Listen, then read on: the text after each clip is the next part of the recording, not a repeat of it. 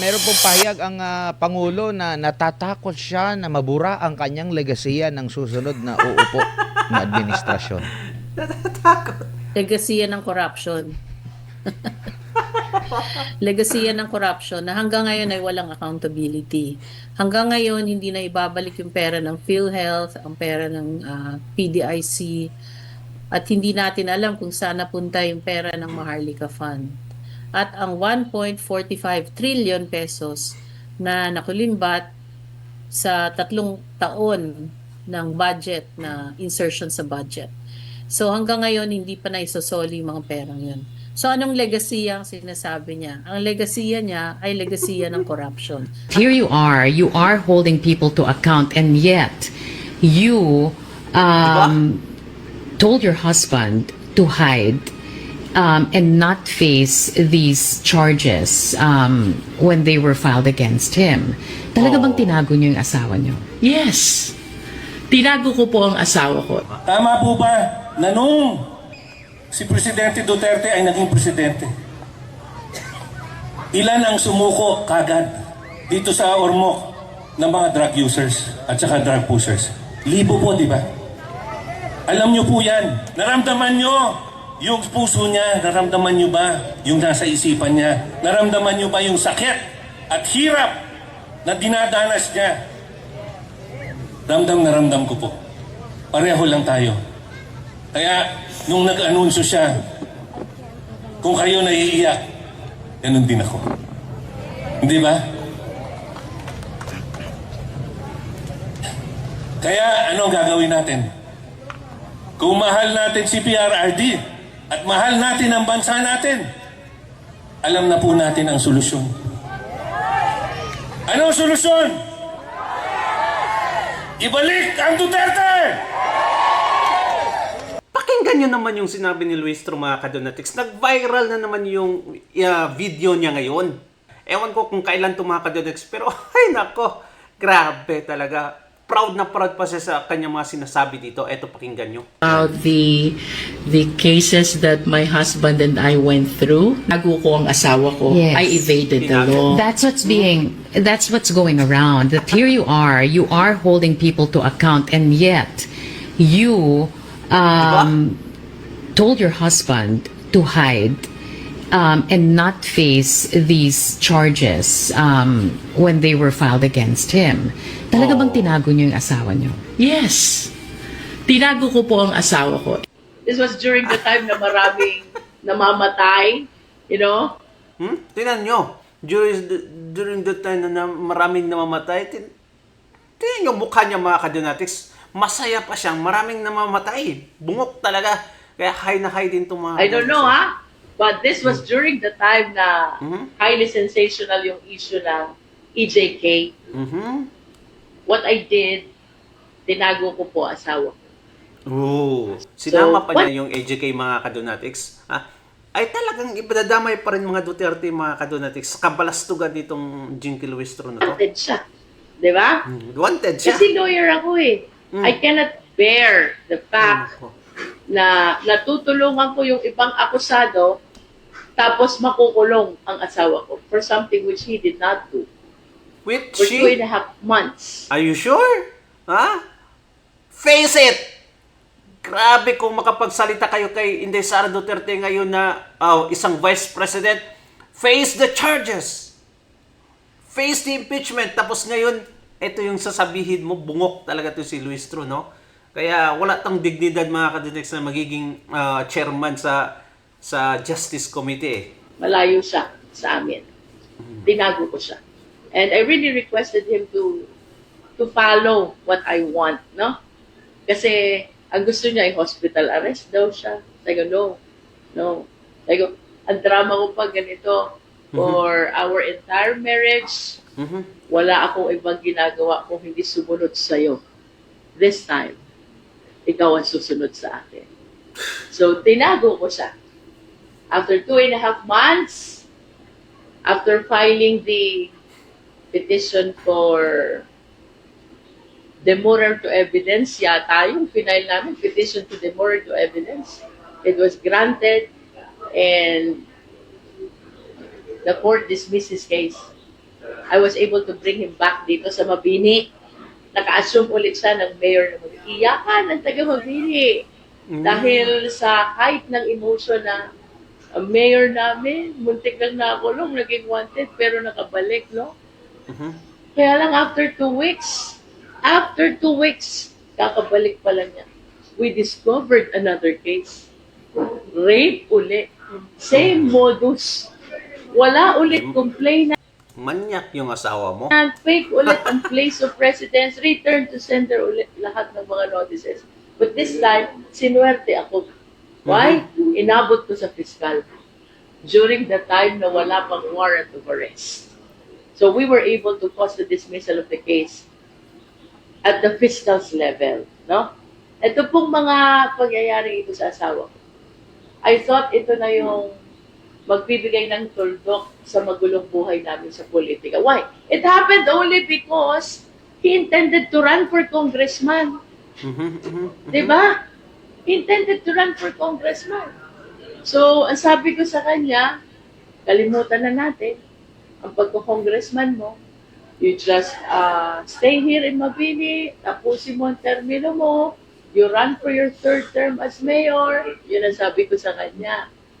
Alang, habang nagpapahinga kami dun sa Mabini, sa Pagalangit, dito sa aming tirahan sa Mabini, unti-unting nagdadatingan ng taga 2nd District. Leaders from Bawan, leaders from San Pascual, leaders from San Luis, Lobo, and Tingloy. Until they articulated, kung hindi tatakbo si Mayor Beatrix bilang congressman, we need you, Mayora. You continue his battle for congressman of Batangas 2nd District. At first, it was really a very heavy decision for me. Nangutang pa sila dito mga kadonalists kay Inday Sara Duterte, no? Ay, nako. Tapos ayaw magbayad tong lokong Kasi ang listong- priority ko talaga ay ang aking pamilya. My children, my husband, and since I got married, I learned to live within the shadow of my husband. Kung nasan siya, nandun lang ako. Kung saan niya ako kailangan, doon lang ako pupunta. Yun ang naging buhay Sana nanatili ka na lang ganun, ngok. when I married my husband, no? Kaya lang, dadating pala yung panahon na kailangan mong bigyan ng pagpapahalaga yung mga taong nagtiwala sa iyong asawa. So, anong sinasabi ng taga-Bawan? Mayora, paano kami kung wala kami congressman? Ang sabi ng taga San Pascual, Mayora, paano itong mga leaders na umasa na sa iyong asawa? At taga Tingloy, Mayora, paano na po yung mga plano ni Mayor Beatrix para sa bayan ng Tingloy? Totoo kaya yan, ha? Batangas ba? Batangas? If I'm not mistaken, totoo ba? Taga San Luis, Mayora, paano na po yung ipinangako ng inyong asawa na kilalanin ang aming bayan sa kanyang panahon? Yung taga Lubo, paano na ho ang pangarap namin magkaroon kami kababayan na congressman? So, I know I had the moral obligation to all these people. Kasi sila yung mga tao unang tumanggap at nagtiwala sa aking asawa. So my becoming a congresswoman started with returning the gratitude to all the people na nagtiwala sa aking asawa Muntikan ka na nga hindi noong nanalo. panahon na siya ang tatakbong congressman. Yes, ang asawa ko po ang sadyang kandidato, but because of the challenges that was thrown to us in view of his intention to run for congressman, I was forced to stand up and continue his battle. For So, naniniwala ba kayo sa mga pinagsasabi nitong bruhang to mga kadonatics na dahil lang sa pagiging, aspiration yung mga kadonatics na asawa nito, tatakbo bilang congressman mga kadonatics ay may paratang na rape case agad? Eh, bakit ikaw hindi sinira? Bakit walang paratang sa'yo? It only means mga kadonatics, kung ayaw nilang Luistro na tatakbo sa isang distrito, ay talagang dapat na siniraan ka na din. It means mga kadonatics, ang sabi-sabi nga, totoo yung paratang. Imagine, 2 case pa, no? Nako mga kadonatics. Tinago, proud na proud pa siya. At nung sinabi niya na in the midst of patayan daw mga kadilik. Nakatawa pa itong bungak na to. Anyway, grabe, sobrang Ito mga kadonatics, nakakaantig na mensahe ng isang... Si PRRD po, actually ako, nung eleksyon po nung 2016, hindi ko po kilala masyado si Presidente Congressman Nazal pala, si Congressman Nazal. Duterte. Sa totoo lang, hindi nga po siya ang binoto ko. Ang nangyari po, nakita ko nung 2016 kung paano ang mga ginawa niya, ang mga programang binahagi niya, at ang unang-una niyang binaba. Bakit ko po nagustuhan at nirespeto si Presidente Duterte? Number one, siya po ang unang presidente na nagdala ng unity sa Pilipinas. Tama po ba? Paano ko nasabi yan? Di ba po, for the longest time, ako po, pinanganak ako. Tingin nyo, sasabihin ko na lang, pinanganak ako 1973. Ang presidente po noon, si Presidente Marcos Sr. Kay Presidente Marcos, doon po kumalat yung gulo sa Mindanao. Doon po nangyari yung ating Muslim secession. Tama po ba? Doon po nagkaroon ng MNLF, doon nagkaroon ng MILF, di ba? Tapos, doon din po lumaki yung gulo ng mga NPA. Tama po? Pero, sinubukan niyang solusyonan ni Presidente Cory. Mula po noon, nung nag-umpisa siya, peace talks. Nandito po yung ating mga kapatid na mga sultan, alam niyo po yan. Ang ating mga kapatid na Muslim, alam po nila yan. Peace talks nag-umpisa noon. Dumating si Presidente Fidel Ramos, peace talks. Wala nangyari. Both sides, wala nangyari. Lahat ng presidente, hanggang kay Duterte, nagkaroon ng peace talks. Si Duterte, ang unang-una na naglagay ng mga kapatid natin na komunista o nasa kaliwa sa kabinete. Tama po ba? At dahil doon, pinagbigyan niya, sabi niya, sige, i-open ko sa inyo yung gobyerno, pero tulungan niyo ako. Ano nangyari? Parang nagkalokohan, di ba? Kaya eventually tinanggal niya. Pero dahil po sa pagiging sincero ng Presidente Duterte, dahil sa pagiging sincero ni PRRD, pati sa mga kapatid nating Muslim, lahat po sumuko. Tinayo po niya yung NTF-ELCAC, ginawa niya yung, tapos nangyari yung ARM, tapos yung BARM. Di ba? Kaya ngayon, nasan po? Dati po, pagpupunta ako ng Tawi-Tawi, laging sinasabi sa akin, magpabantay ka. Dahil kahit saan ka pumunta, pag pumunta ka ng Cotabato, pumunta ka ng Tawi-Tawi, takot ka, baka makidnap ka. Tama po yun, di ba? Alam po natin lahat yan. Pero ngayon, kahit saan kayo pumunta sa Mindanao, wala kayong problema. Peaceful na. At umaasensa na po ang Mindanao. Tama po ba? So siya ho ang nagdala ng unity. Pangalawa, ano ho naging experience nyo dito sa Ormoc? Di ba sabi niya sa akin nung nakausap ko po siya, sabi niya, alam mo, magdala ka lang ng peace and order sa bansa mo o sa kahit saan lugar mo. Kung ikaw ay politiko, magdala ka ng peace and order at aasenso yung lugar na yon. Tama po ba na nung si Presidente Duterte ay naging presidente, ilan ang sumuko kagad dito sa Ormoc ng mga drug users at saka drug pushers? Libo po, di ba? Alam nyo po yan. Libo po ang sumuko.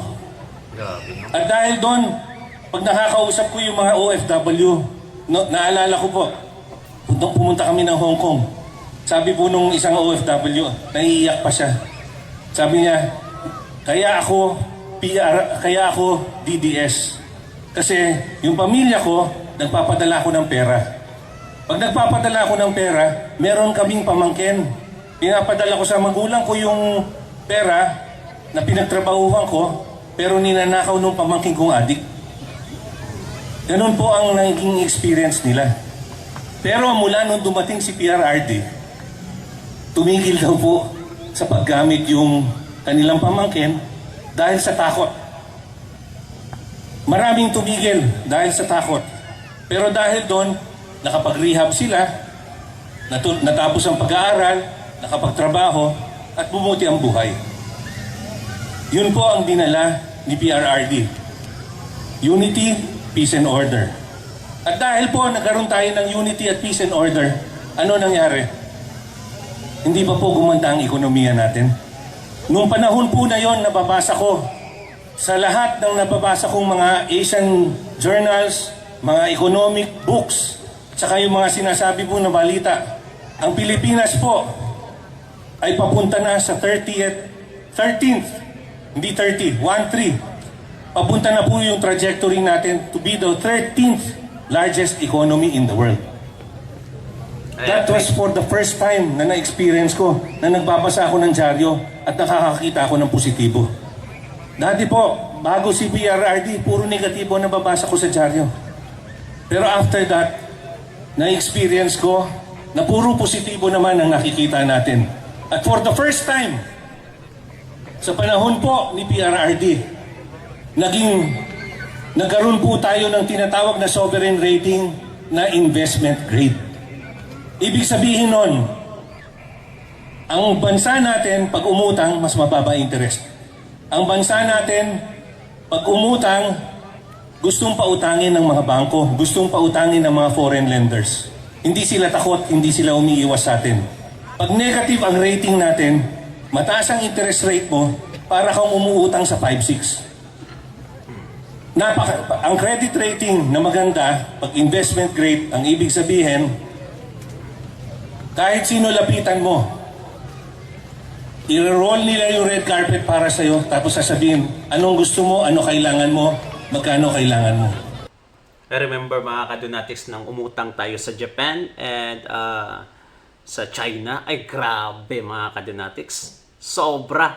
Parang ibigay na nga lang mga kadonatics dahil walang interest eh.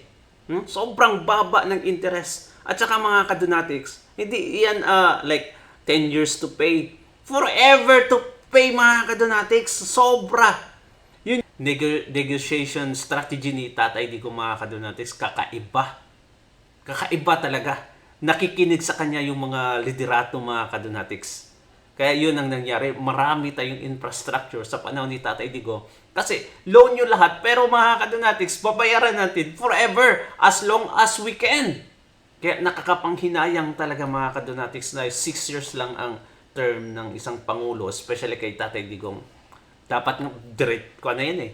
Hanggang ngayon mga kadonatics siya pa rin. Kung si Tatay Digong ang naging Pangulo hanggang ngayon mga kadonatics, I would say we are already in the number 1 spot mga kadonatics sa ASEAN. Ang interest na bibigay namin sa inyo, super baba. Ganun po yun. So nandun na po tayo sa level na yun. For the first time, pag nagbabasa ako, hindi ako naaawa pag nagbabasa ako ng balita at nakakasagap ako ng balita, hindi ako naaawa sa bansa natin. For the first time po, nung panahon ni Presidente Duterte, proud na proud ako maging Pilipino.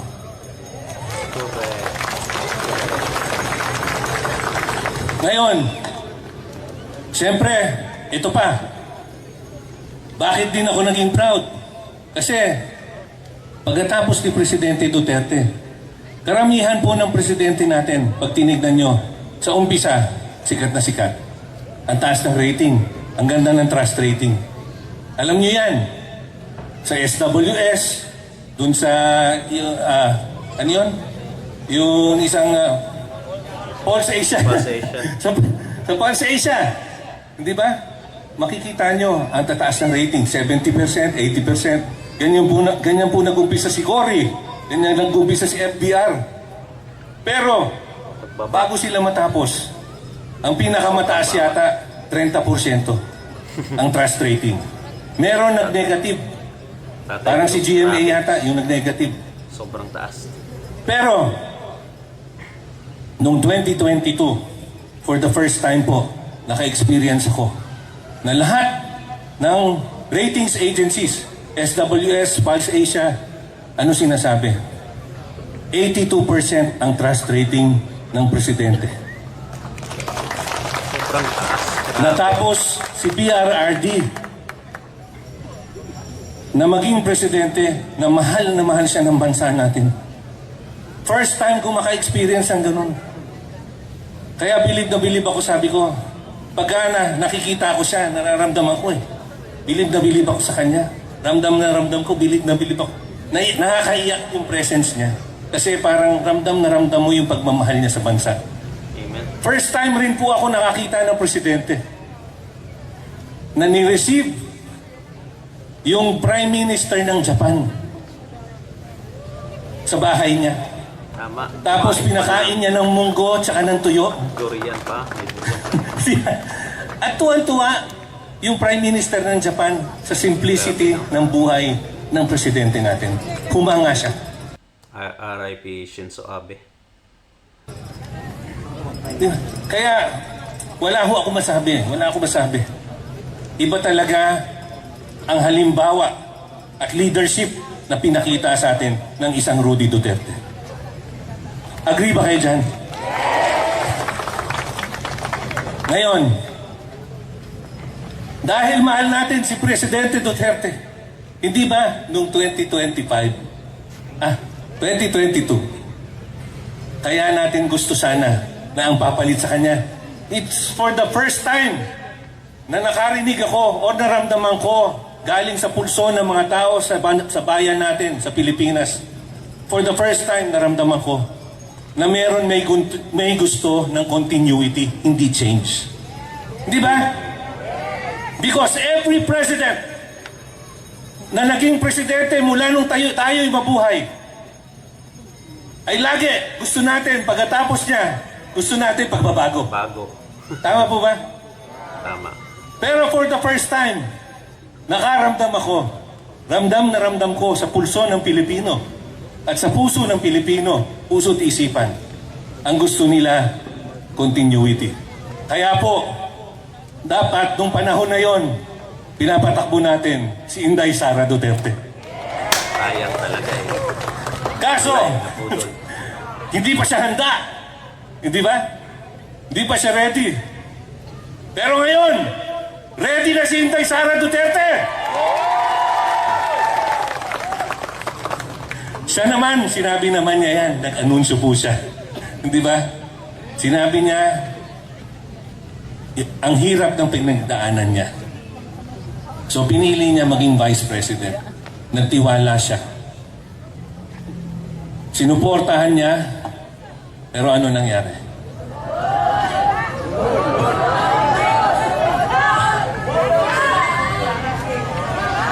Kaya, nung siya po'y nagsalita at naglabas siya ng statement niya na sinabi niya, ready na po akong tumakbo bilang presidente ng Pilipinas ng 2028. Naramdaman niyo ba? Naramdaman niyo yung puso niya? Naramdaman niyo ba yung nasa isipan niya? Naramdaman niyo ba yung sakit at hirap na dinadanas niya? Ramdam na ramdam ko po. Pareho lang tayo. Kaya, nung nag-anunsyo siya, kung kayo naiiyak, ganun din ako. Hindi ba? Kaya, ano ang gagawin natin? Kung mahal natin si PRRD, at naramdaman ko na meron may gusto ng continuity. O sa pulso ng Pilipino at sa puso ng Pilipino, puso at isipan, ang gusto nila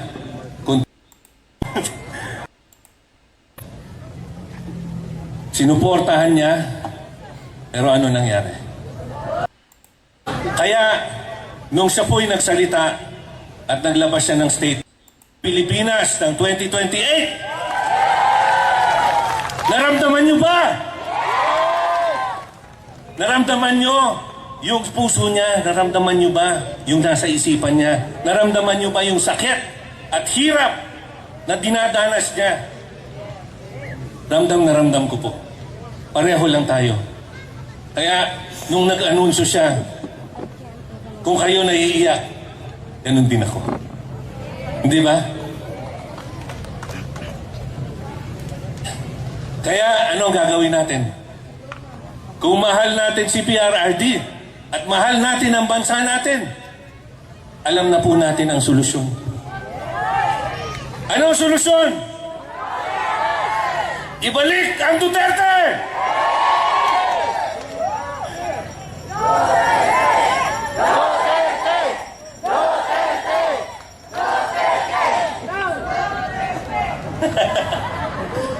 So, nandito po ako para hingin sa inyo ang suporta. Well, actually, hindi ko naman kailangan hingin sa inyo.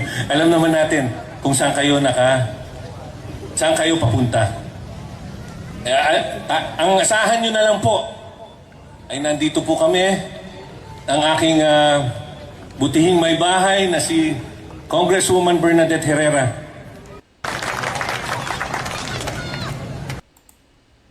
Wow! Ang ganda. Ang sarap lang pakinggan, mga kadonatics. Sobrang sarap. At ito, pakinggan nyo ito, mga kadonatics, ha. Ang legacy kuno ni De Junior. Ito. Ayan. So anong legacy ang sinasabi niya? Ang legacy niya ay legacy ng corruption. At hindi lang corruption basta-basta, kundi dambuhalang corruption. Gaano Walang naman corruption. po Yes. kalaki ang maitutulong sana doon sa napag-uusapan na halaga ng perang nakurakot ng mga gahaman na nasa gobyerno? Kasi we're talking about hundreds of billions to trillions of pesos. Sa panahon ngayon, 1.45 trillion. 1.45 trillion. It's one. Opo. Sa panahon Oo, ngayon ng krisis po, merong krisis. Gaano kalaki ang tulong po noon kung hindi po yun nawala? Alam mo, nung previous administration, yung kanilang cash assistance program, yung emergency cash subsidies of 5,000 to 8,000 per month, umabot and they were able to reach mga 30 million households, no, to between the first and second tranches. Umabot lang ng 200 to 205 billion pesos yung ginastos ng gobyerno. So in other words, one-fifth lang nung 1.45 na nakurakot. So malaki sanang may tutulong nun. Of course, hindi maganda yung ano lang, no, yung cash assistance. Pero pwedeng magtuloy-tuloy yung mga infrastructure programs ng government so that they can generate jobs.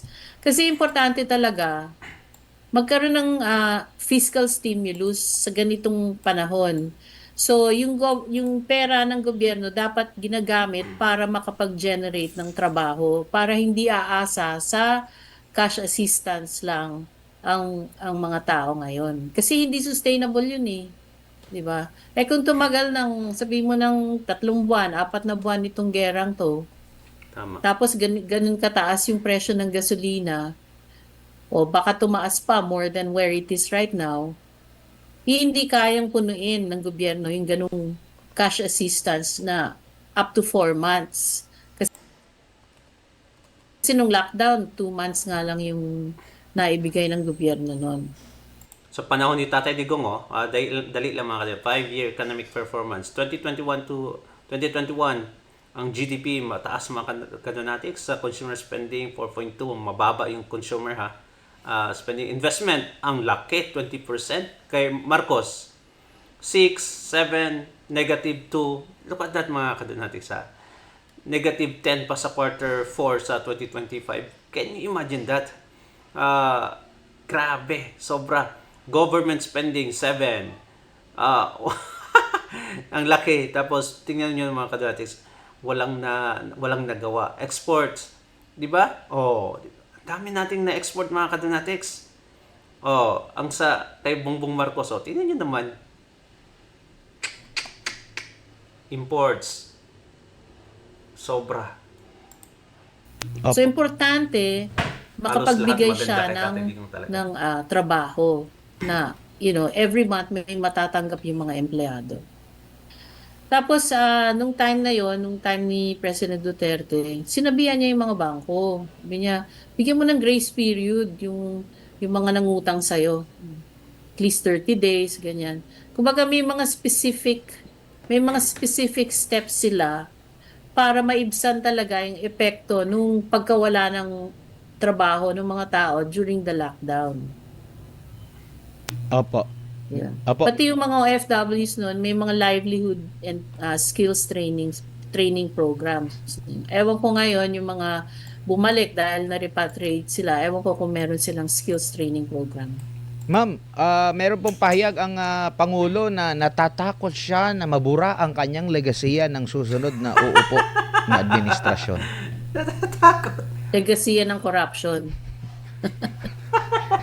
Legasiya ng corruption na hanggang ngayon ay walang accountability. Hanggang ngayon, hindi na ibabalik yung pera ng PhilHealth, ang pera ng PDIC, at hindi natin alam kung saan napunta yung pera ng Maharlika Fund. At ang 1.45 trillion pesos na nakulimbat sa 3 taon ng budget na insertion sa budget. So hanggang ngayon, hindi pa naisosoli yung mga perang yun. So anong legasiya ang sinasabi niya? Ang legasiya niya ay legasiya ng corruption. At hindi lang corruption basta-basta, kundi dambuhalang corruption. Opo, no? Itong kung legasiya itong maituturing yung pangit ng takbo ng ating ekonomiya na parang nasa panahon tayo ng pandemya, gugustuhin ng ating mga kababayan na mabura yun. Talaga, Prof. Ma'am Cora.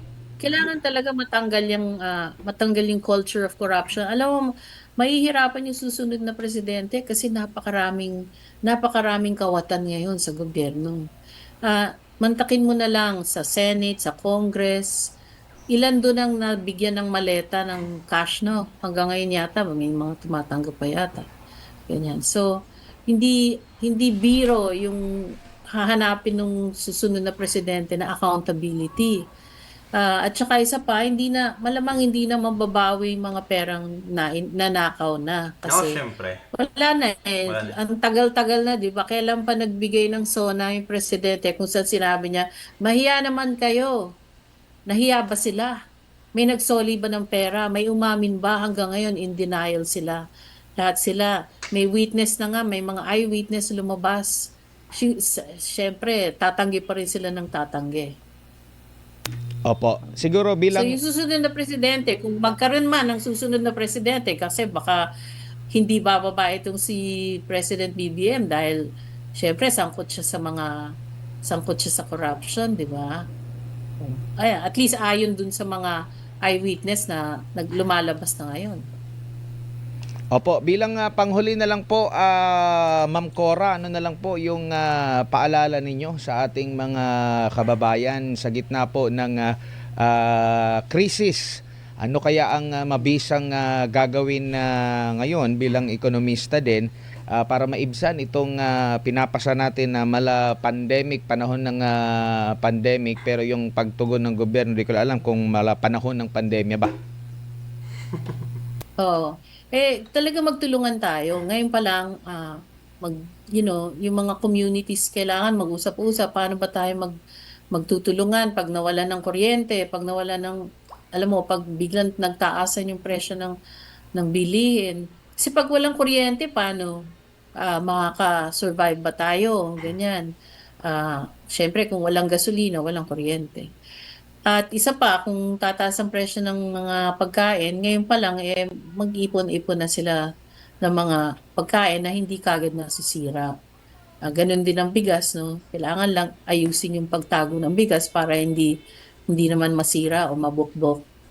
So, at saka tubig, ganyan, kailangan din mag-ipon. So, mahirap yung mga nandun sa mga matataas na condominium kasi pag nawala ng kuryente, paano sila akyat baba kung walang kuryente, hindi under yung mga elevator nila. So, maaaring matrap sila sa taas, no? Lalo na yung mga matatanda. So, kailangan talaga pag-isipan kung paano yan, just in case, ganun nga, maubusan ng pagkain. Hindi naman maubusan, pero magtataasan ng presyo at kung mawala ng kuryente. Or kung magkaroon at least rotating brownouts. So, kasi ngayon hindi pa nga iniisip yan dahil hindi pa natin nararamdaman, no? Sana lang, ang pinakadasal ko, magkaroon ng replenishment, no, yung ating mga supply ng crudo or ng gasolina. Yung sinasabing Russian oil na dumating sa Petron pala yun. Ang Petron kasi meron siyang refinery. Ang Shell walang refinery. So aasa siya sa ibang bansa na mag-refine. So dun natin makikita kung makakakuha ng supply ang Shell, no? Ang Chevron, kukonti na lang naman ang ano ng Chevron, ng outlet niya, yung Caltex, no? So ganun din ang tanong ko kung makakakuha siya ng refined fuel. So habang naghihintay tayo, ganyan, mag-ipon tayo at saka siguruhin natin na magkakaroon tayo ng solar powered lights or electric fan man lang, ganyan, para ma-survive natin itong crisis na ito. Well said, well said, well said, well said. Thank you so much mga kadonets. Comment down below at babasahin natin yan. Bye-bye.